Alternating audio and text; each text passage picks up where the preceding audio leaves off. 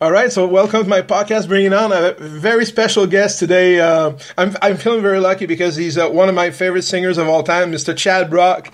How are you, sir? I am good. I'm good. Thank you. I appreciate you put back. That's incredible. And it's so, people, a lot of people putting down social media these days, but, without social media, there's no way in hell a guy like me from Montreal, Quebec, Canada would be able to get in touch with you, and let alone do a podcast with you. So there's a lot of good sides to social media, right? Absolutely. Facebook is a wonderful thing. Yeah, it is. It is amazing because, I actually, send you a tweet and you answer back. And a few months later, here we are, talking on the phone and doing a podcast. And it's funny because, the first time I saw you was when you first started wrestling for WCW. That's a long time ago, right? Long time ago. That was the mid-'90s. And I'll tell you a funny story. A lot of people don't know this story. But it was not my idea to wrestle. Are you serious? It was not my idea. I did not want to wrestle. But Warner Brothers, doing some stuff with me for a few months, and they didn't know what to do with me because I'm a big guy. And then one day, it was kind of funny. One day, I got a call from Warner Brothers, and the guy who actually signed me. And he said, "Hey, Chad, come down to the office. I want to talk to you about something."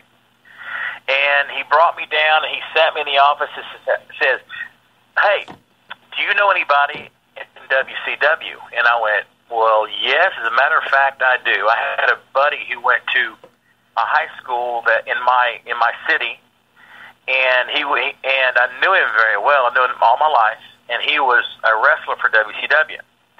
So I made one phone call, and I found out who was in charge, and so we got him Eric Bischoff at the time. And I made that call to WCW and got in with him, and that was on a Monday, and that Wednesday I was in Atlanta in camp. Wow, the wrestling school back then. It was a marketing ploy. I mean, it was a marketing thing. They felt as though country music people like wrestling, like NASCAR, but I was not about to get in a 200-mile-an-hour car and start driving. So it was either get beat up by big guys or beat up big guys or get behind a wheel of a machine that could really hurt you. So they can both really hurt you, but I decided something I could hit back. Wow. So I started wrestling, and lo and behold, it became a natural thing for me. And the funny thing is, Warner Brothers said to me, "Hey, we'll put a record out in 1 year."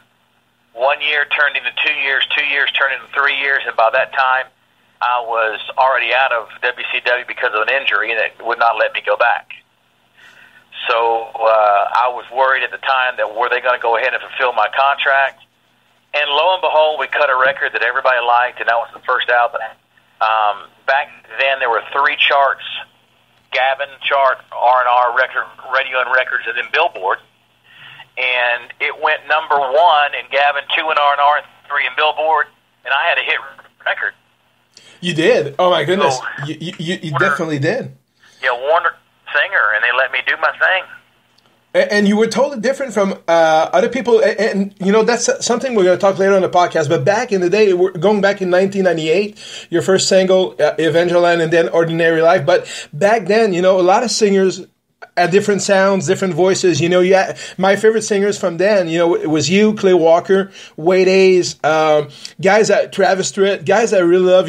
Montgomery Gentry came a little bit later, but everybody sounded different. You had Alan Jackson still being played on the radio back then, and but you had a totally different sound and than them, and your songs were pretty different. Like my favorite, "Lightning Does the Work."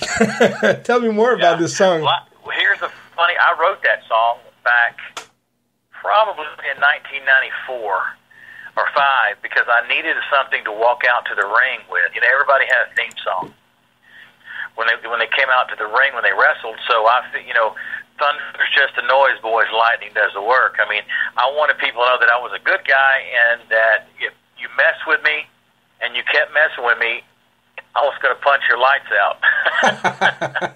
So, you know, I know wrestling is not something that is real, but it's a show, you know, and I enjoyed that part, but I did not like the part of having to literally put every part of my body out there to get hurt. And I ended up getting really injured really bad, and I spent 9 months in a rehabilitation clinic trying to fix it. Wow. It retired me from wrestling in 1996. But then I went ahead and 2 years later we had a single out, which was Evangeline. And most people, most radio stations apologized to me because they said, that's the biggest hit. We have never made a hit.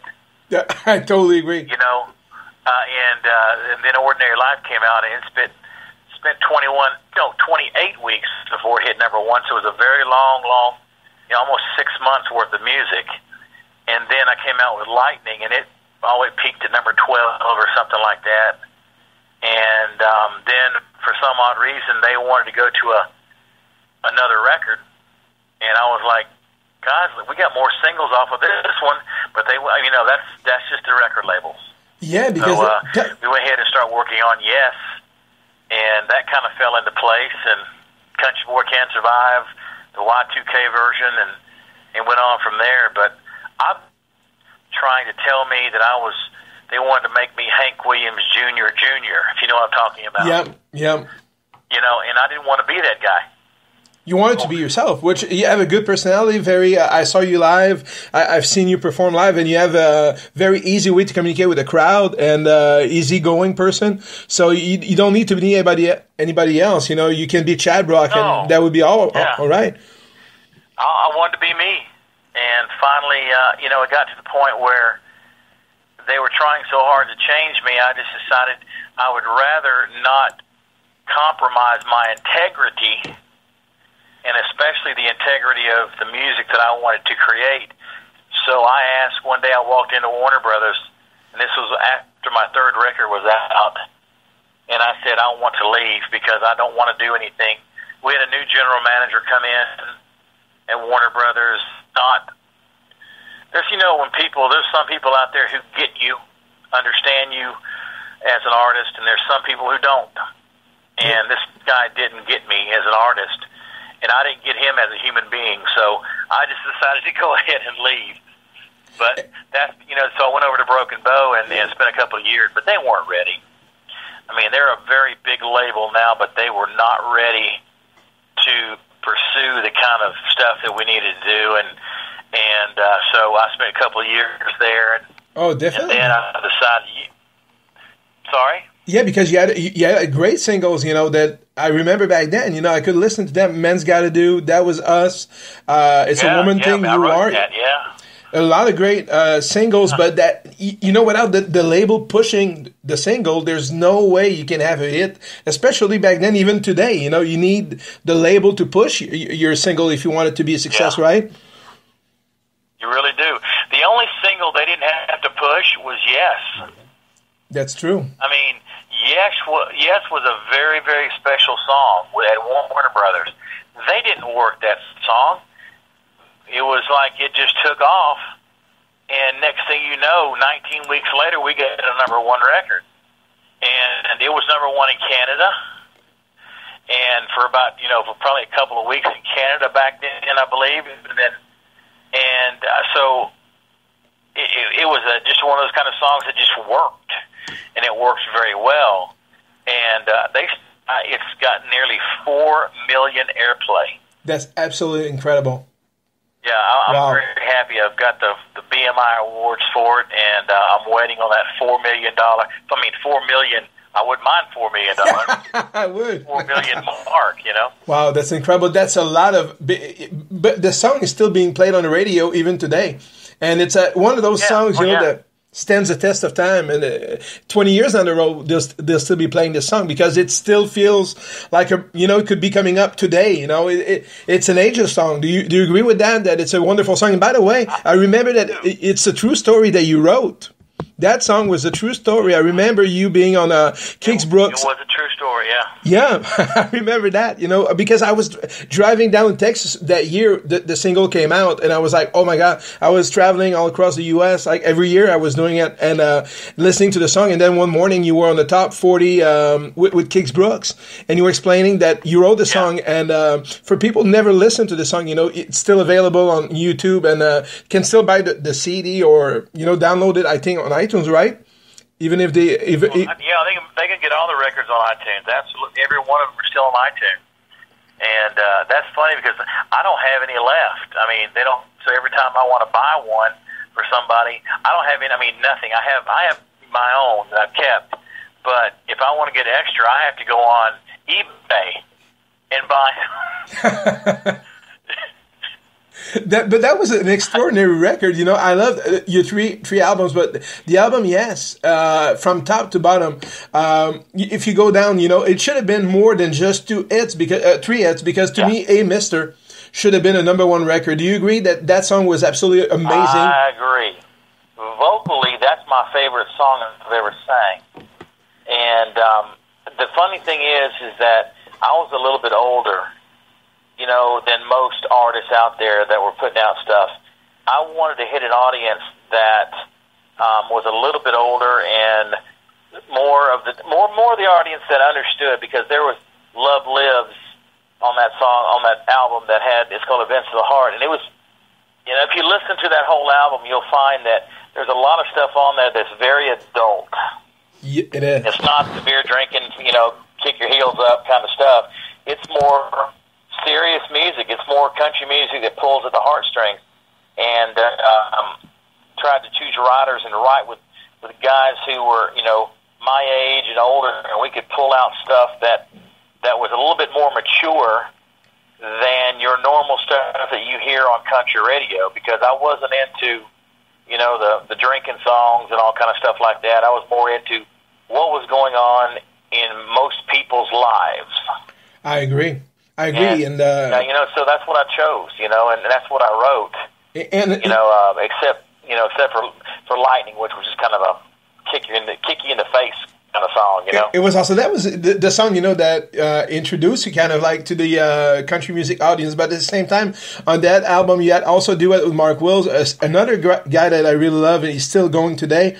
And you both had the same kind of style, because Mark also had songs, emotional songs, and he got pictured into that only having his, because I remember seeing him live, and all you heard on the radio was his ballads, right? And when you see him live, he's singing, Bon Jovi songs, and he's very rock, his performance live are awesome. And I was like, wow, they try to picture him too much like, the new Richard Marx, if you ask my opinion, which was not him, and you can see him on his... I'm telling you, Mark is a talented guy. I mean, Mark is one of these kind of guys I met in 1994. Wow. He was, I don't know how, Mark is 10 years younger than I, so Mark is 42 years old now. And I met him, he was probably 19 years old, and, it's probably 19 when I started, playing with Mark in the buckboard here in Atlanta. Wow. And we've been friends since. I mean, it's been 21-year friendship, and Mark and I are still friends. And when that not Love Lives, but when the duet came to me, and it was a kind of song that was written by Billy Dean, and I think, if I'm not mistaken, Kenny Rogers may have had something to do with this song. Wow. Yeah, they recorded it together. I know Billy Dean wrote this song, but he recorded it with Kenny Rogers, but never did anything like what we did. It was way too long of a song. So we went in and cut the song down, and that song is a hit record too. Oh, I totally agree. We could not get Mercury Records at the time back then to go ahead and let Mark have a release. It wouldn't have hurt a single thing.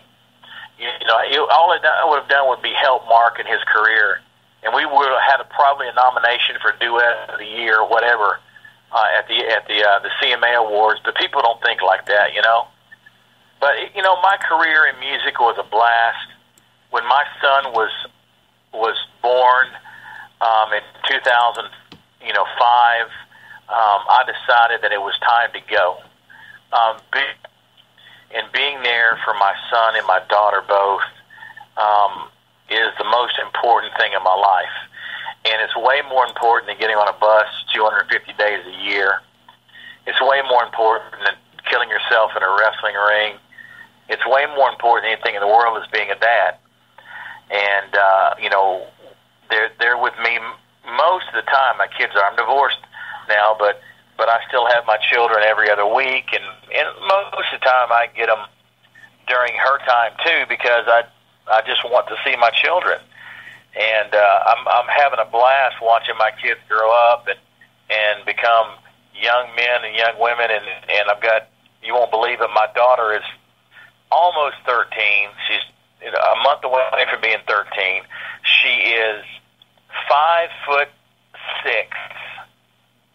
Then she's nothing but muscle, and she's a cheerleader.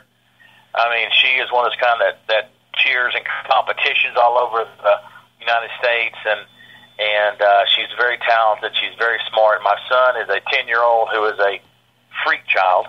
Huh. He's crazy, but you know what? He's after my heart. So I love being a dad, and that's the main reason that I quit doing what I was doing. And do you think that's something maybe down the road, a few years from now, when your kids will turn up to be like 18, or that you could come back and start doing, or maybe go back to your second career, which was radio as a DJ? I remember hearing you in Florida, and tell me more about it, because you were very good at that. And like you said before, we talked before the podcast, it was very easy for you to go from music to hosting. The transition was very simple. I mean, I did so much radio in my career as an artist that they used to call me up and have me come in. Like, radio stations would have a DJ go on vacation for a week, so they would call me and ask me to come in to sit in for him. And I used to love to do that. And so when I decided to go ahead and just the actual touring part, I decided that radio was the biggest place. So I came home to Ocala, Florida, where I'm from. And the weird thing is that they paid me the money that I wanted, but they didn't give me a contract because they didn't know how it would go. It's a little bit smaller radio. And then all of a sudden I got a phone call from Tampa who offered me money I could not refuse and a contract for 5 years. So my family comes first, so we moved down there, and I had a blast. But, I mean, we had myself, Cletus T. Judd, who was a comedian, and oh, yeah. It was, it was spontaneity at its best. It was so spontaneous. We didn't have a script. The only time we had a script is when we had to read some sort of a thing that was supposed to be there. We didn't know. We didn't go in that morning and go, okay, we're going to do this. We just went in and flat out just cut up all morning long. We had a great time. We didn't practice anything. We didn't do anything. It was just going after each other in a funny way. And I think people loved it. And so we had 5 years of that. Well, Cletus left and came to Atlanta, but I stayed on until 2010, and then I moved to Atlanta. Wow. And you still work in radios in Atlanta, or you switched careers? No. I'm actually in a business now that I got completely out of everything. I have been asked many times to come back and tour, but I'm one of those all or nothing. My kids are old enough that I could go out and do some stuff now, but I have got that home feeling now where I just wanted to retire from the whole thing, and so I went to work in the oil and gas industry. Oh. I'm just back to being the civilian Chad Brock, and I like it. I work for a company that does business in Canada.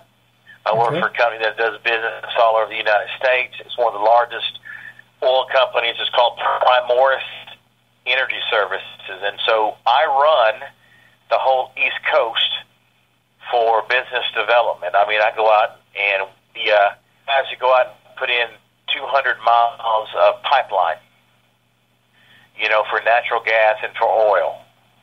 And so that's what I do. I mean, I go out, but I tell you, it's funny because every time I go into somewhere and they recognize my name or recognize me, it's a conversation that helps me get in the door and stay in the door. If you know what I'm talking about. I totally agree. Your charisma is not going away anytime soon, right? And people still recognize you, of course, from. I hope not. Because I'm not getting any younger. I'll be 52 at the end of this month, and so that and that's not. I mean, trust me, I don't feel it at all. I don't know how I'm supposed to feel at 52. I know when I was a kid, 52 was ancient, but not anymore. I know that it was old. But not anymore. And I remember a few years ago you came up with a song called Put a Redneck in the White House. And the video, tell me more about it, because there was such a great... First of all, for me, I was so happy to hear a song from you. I haven't heard from you for a long time, so I was like, wow. Hopeful. I was like, maybe he's going to get the urge to come back and do a new CD and everything. But I remember the song was very good. The video was very funny and very cool. There's a message behind it, and I really love that song. Tell me more. Did you write it? No, I didn't write it. I got a phone call because I'm very down here in the United States. You have, and as you well know, you probably see as much of the news and keep up with as much as a lot of people do. But we are a nation down here that is divided between conservatives and the liberal population. And tell you that I'm not a fan of the administration that's in the White House now. I never have been, and I knew that this country was going to go in what I consider. This is my own opinion. There's a lot of people who will differ from my opinion, but I don't think it's going in the right direction. A lot of things have changed, and I'm not happy about it. I know a lot of my friends are not happy about it. We're seeing things that kind of blow our mind and kind of, wow, is this what this country is turning into? To me, we're not taking care of the responsibility to keep our debt in order. We're at $18 trillion, and I just don't see, and I see too many politicians that are career politicians, and they talk out of both sides of their mouth. They'll tell you one thing and they just do another. So it just turns me off as a actual, just a human being, period, to hear that. If you tell me you're going to do something, please do it. And so it doesn't have common sense into it. So I got asked to do a song called "Put a Redneck in the White House" if you really want to see some change. And that's the funny part. Because the gas is going up and everything keeps going up. And, yeah, it's cheaper to buy beer than the water. The economy's going down the drain, and yeah. It's one of those kind of things that I felt as though, hey, you know what? If I know I can't run for president, I don't have anything like that, but at least somebody may understand that. Yeah, we got some problems here, and it's just, if you look over the last 6 years, it's gotten bad. So, but then again, you may have people who disagree with me totally, and that's fine. But this country, and especially and Canada's a very, very, they've got the same kind of folks. They've got the conservative type, they've got liberal types, but but United States has really turned into. I mean, you look at the things that have happened over the last few years, and kind of odd. You've got a minority group of people. I'm not talking about blacks or anything like this or Latinos. I'm talking about a majority of how some people feel in this nation, and you got a minority group of people. Let's say, for instance, you got people who don't believe in God. There's a lot of people who do. There's a majority of people who do, and then you've got a minority group of people who have you, and they are just making sure everything that they want happens. But the majority's not stepping up and going, wait a minute, you don't represent the majority of people. I'm going to thump you in the head. Get out of my face. So we're letting a group of people run this country, lawsuits and all kind of stuff like this. And so it's just an odd situation going there for me, because the way I grew up in this country was, I don't have a thing against anybody at all. I have black friends, I have Latino friends, I have gay friends, I have everything. I don't care anything about that. I'm just a common sense kind of guy who believes that big government doesn't work here in the United States. And if you ought to work for your money here, who don't work for their money, they get it free from the government, and that just kind of bothers me a little bit. And I know there's some people out there who need that help, and I think that is fine. But there's a lot of people out there who are taking advantage of the situation and of what the government wants to give them, and it just, to me, it's just kind of goes against every principle that our Constitution goes for. And those are the things that I did it kind of as a joke, not as a joke, but a funny thing. But there was really a true meaning behind why I did it, because I don't like the things that are going on, in the country, and it's gotten worse. Since, and my feelings have gotten stronger since, and that's just, you'll find a lot of people in country music feel the same way I do. You got a lot of patriots in country music who love this country and love the way, and love the way it's been, and love the way that it has taken care of things, and don't mess with the USA kind of a deal. If you do, you're gonna get your teeth kicked in. Yeah, I really love Toby Keith. Are you a big Toby Keith fan? But I love Toby, and I love people who speak their mind. But nowadays, it's almost like other countries are laughing at us. Well, that in the White House, who he's a kind of a pacifist. Well, yeah, and you know what? The country music, now I love Luke Bryan, great singer, but I mean, everybody sounds like Luke or Florida Georgia Line. So now all you do, turn on the radio and you hear, and it's very about beer drinking. I love, make a lot of fun. We made a video going to an event, because we're listening to country music on the way. And my friend was like, it's all about beer drinking. We made kind of a little video out of it, but it's true, beer drinking, whiskey, tailgates, and everything. There's more to it. Four-wheel drive trucks. Exactly. I'm hearing songs about four-wheel drive trucks that blow your mind, but you don't have a change in if radio, if no Moss, no more, we're not putting that on here anymore. Give me some music. Give me, when's the last time you heard a song that would be considered? I'll give you an example of a song. Do you remember Lady by Kenny Rogers? Yes. Okay, all right. That came out probably 1979, 80 maybe, 1977, 78, 79. I don't remember when it came out. But you play that song today, and everybody knows that song, because it's one of those kind of songs that it's a beautiful song.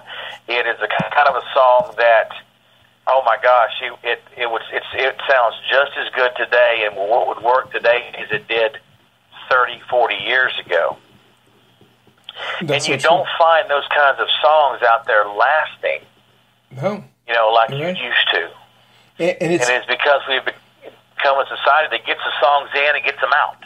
Exactly, and they're not patient. If they put a single out, doesn't catch on, then they put the album on the shelf. And it's so sad. The best example recently is Montgomery Gentry. They came up with a new album called Folks Like Us. We just bought it. It's a tremendous. I would think it's probably the best album of the year. But the Headlights made it to number 40, and Folks Like Us seems to be dying in the waters, like not even making the top 40. And I'm like, come on, this is the best song I've heard in a long time. But they don't seem to have the label behind them to push the song, or maybe country radio is just not into guys like Montgomery Gentry anymore, and it's very, very, very sad, because I love these guys. They're kind of like Toby Keith, Trace Atkins. They're making barely making a top 40 anymore. Do you agree that it's going in the direction now that if you look... I do. Everybody has to look great. They put out great songs. They put out, I mean, you looking at Toby, he puts out, Toby's come down to, but I wasn't a big fan of Red Solo Cup or anything like that, but, Toby kind of does what Toby wants to do. Still, I will give you an example. Toby still made more money in country music than anybody last year. Wow. That's a great, and very happy to hear. Toby owns the Ford commercials. He does all this kind of stuff like this. And so he has become a kind of a marketing thing himself. So Toby kind of does what Toby wants to do, which it's good. He owns his own label, and so on and so forth. He tours when he wants to tour. So he can actually tell the dadgum radio to kiss my behind because I've got more money than anybody in country music. And he will continue to, he's just a force of nature. But, you've got people like Luke. Trust me, Luke is a good buddy of mine, but I'm not fond of what he's putting out right now. I like Eric Church. Wow. Yeah. I love Justin Moore. Eric's putting out what Eric wants to put out. He's like an outlaw kind of a deal. Yeah. Do you like Justin Moore too? I think he sounds a little bit like old school. He's a young kid, but he has a great voice, great songs. And another guy that I really love, Justin Moore. And but now, you look. Everybody has. I think it's more about the looks. You have to look a certain way. Yeah, your hat and everything. It's more about the looks than what you put out or the songs themselves, And I find it very frustrating at times because sometimes I'm listening to the top 40, and out of maybe those 40 songs, there's 5 or 6 songs that I like. Out of 40 songs back in the day, I would love 35 out of 40 songs. Yeah. It was not always the same guys. It was different, and you had a chance that a single, you could have a good song and not necessarily be a big name and, have a career. But now even guys like Gary Allen or Clay Walker, it's pretty tough. Wade A just put out a new album, and his song, After Beating Cancer, Go Live Your Life, should have been a #1 single. It's not even being played on the radio, Doesn't make any sense to me. Well, I know. You know why? Because you don't have a myth behind that record to make it that way. You don't have flyaways. You don't have giveaways. You don't have all these things that radio wants for you to do for them. You don't have free shows. You don't have this because they can't afford. A lot of these smaller record labels can't afford to do that. So that's why you don't have the airplay that Wade is going to get. That's why Clay Walker, because they're not on these on curve. I may be mistaken. I'm not really sure. I haven't kept up with a lot what's going on when it comes to who's on what label these days.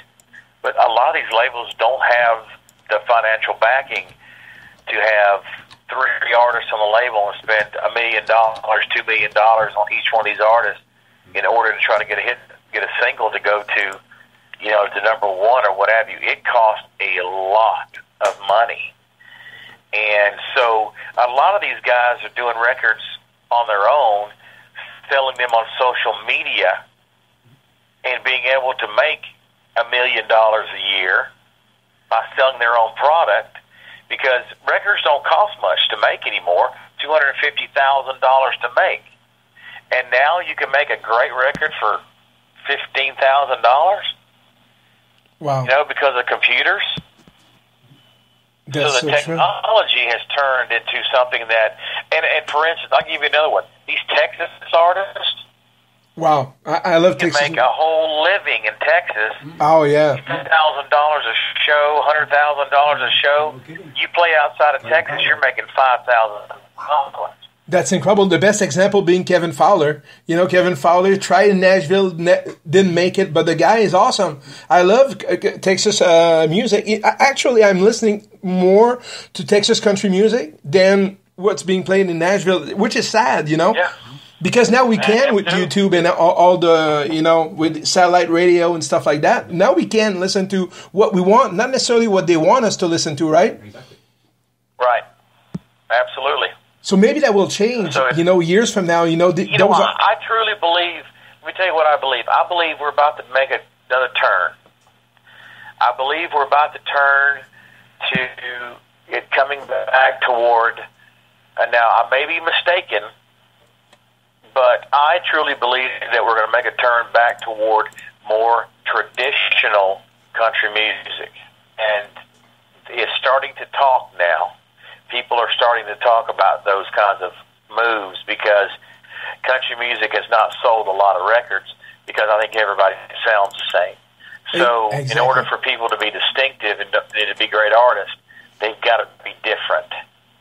And so I think we're going to see some traditional type stuff come back out. And I think people are ready for it. People are ready to hear traditional country music again. And but we will see. I mean, I've heard rumors out of Nashville because I keep up with everything that we may see some new things come real quick. Yeah, I hope so. I really, it would be great, you know, and also to have a different, you know, like the best example to me, I hope that he stays the way he is, but Thomas Rhett Akins, son of Rhett, you know, his first album was absolutely amazing. His voice, I think he has the best voice I've ever heard, you know, in terms of just pure voice. I've seen him, you know, sing in just his guitar, you know, acoustic versions of songs, and his voice is incredible. And when you see him playing with Rhett or people like that in clubs, he still has that. But I think that the company is trying to turn him into the new, you know, Florida Georgia Line, because you see the covers of his new album. It's not him, you know, a beautiful shirt and everything. No, the guy's a redneck, you know. I love Thomas Rhett, you know. Hey, let me tell you something. I did the Honky Tonk Tailgate Tour with Rhett Akins. Wow, lucky you. And here's this kid who used to come out on the weekends with us. He was probably 12 years old at the time. And he would come out and he would hang out with us. He and his sister would. And those are the weekends that Rhett would have his kids. You know, Thomas Rhett would hang out with us. Wow. And he was a quiet kid. He didn't say much, you know. Then all of a sudden, boom, Thomas Rhett.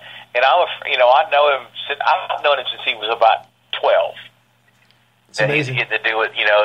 And the funny thing is, I've known Rhett for 20-something years, and Rhett is writing, you know, some pretty cool stuff. You know, every once in a while, Rhett will, you know, he's still writing that kind of stuff that the best stuff is not heard on radio. I totally agree. Yeah. Or it's the songs that don't make it to be hits that are still recorded by artists, but they're not going to be hits. Sometimes you're like, oh my God, I love this song. It's never going to be a hit, but yeah, it was written by Rhett or Dallas Davidson or even Thomas. Rhett writes a lot of songs, but you know, I just really pray and hope that he's not going to change and he's going to be turned into the new Florida or Georgia Line or whatever. You know, I really love his style. You know, he's a redneck, very simple kind of guy. We follow each other on Twitter. You know, I post his stuff. I love the guy. I really hope that the next album will remain, you know, country at least, you know. I hope so. There is a Canadian girl that I did a duet with. I don't know if you've ever heard it or not, but I did a duet with a country artist named Shirley Myers. Oh, yes. Yeah. It's called No One. And I did it back probably 1999, maybe 2000 or something like that. He went to number 30-something on the Canadian charts. It was real deal traditional. And Shirley came down. We recorded it in Nashville and never promoted it or anything like that. You know, because I was down here doing my thing, she was doing her thing in Canada. But it was real traditional, and I don't know what Shirley's doing now. It was hard for me to find that song. I finally found it on a Canadian record label from Warner Brothers, and so I bought it, and they sent it to me. But, you know, so I've got the song. But that's the only Canadian, really. Yes, was on the Canadian charts, went to number one, but the Shirley Myers duet with the Canadian Arts was a fun thing to do. It really was. Yeah, I think she's still active, but she hasn't recorded a new album since 2003. But yeah, she was very popular in Canada, and the song, in 2000, "No One" with Chad Brock, that's awesome. I'm sure I'm going to be able to find it on YouTube. That's the fun thing about YouTube now. We can, go back and listen to hidden gems that we never heard of. Or sometimes, find new artists and you're like, oh my God, why is this guy not being played on the radio? Or, because sometimes the songs that you hear on the radio are not even chosen by the artists themselves, right? They're chosen by the company itself. Oh, yeah. Did you have a say into the singles that were going to be played out of your albums? Or they were like, yes, it's a no-brainer, but after the visit, were you trying to get a fourth single of your second album? I was trying to get the Mark Wills duet, out, and they were like they tried, and they couldn't get it done. But that whole record was full of singles. Oh, and definitely. They just wouldn't go and do another one. And for some reason, they wanted me to go on and do another record, and I wasn't really ready to do another record. I wanted 2 or 3 more off of that, but they decided not to do it.